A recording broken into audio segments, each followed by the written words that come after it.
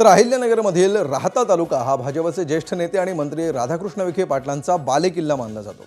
यंदाच्या निवडणुकीत सुद्धा विखेंनी विरोधकांचा सुफडा साफ करताना एकहाती विजय मिळवला। राहत्यामधील 20 पैकी 19 जागांवर भाजप सेनेचे नगरसेवक निवडून आले, तर नगराध्यक्षपदी भाजपचे स्वाधीन गाडेकर बहुमताने विजयी झाले।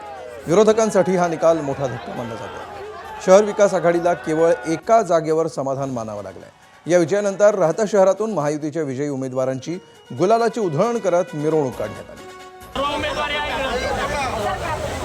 23 पैकी 20 नगरसेवक हे महायुतीचे निवडून आले आणि आमचा नगराध्यक्ष जो अतिशय सर्वसामान्य होता, अशा सर्वसामान्य महिलेला 5,500-6 हजाराच्या फरकाने मताधिक्याने शिर्डीच्या जनतेने निवडून दिलं।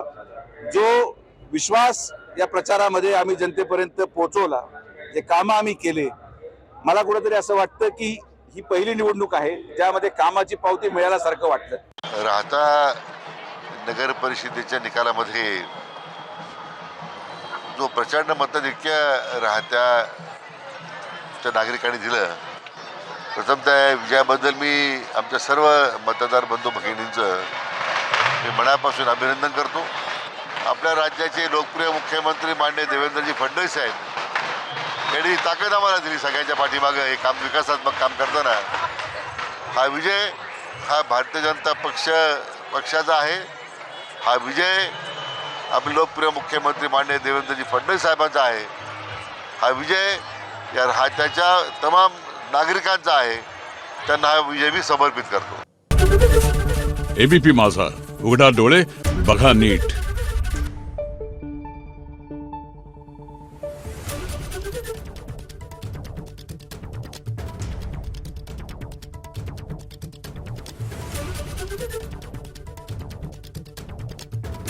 Thank you.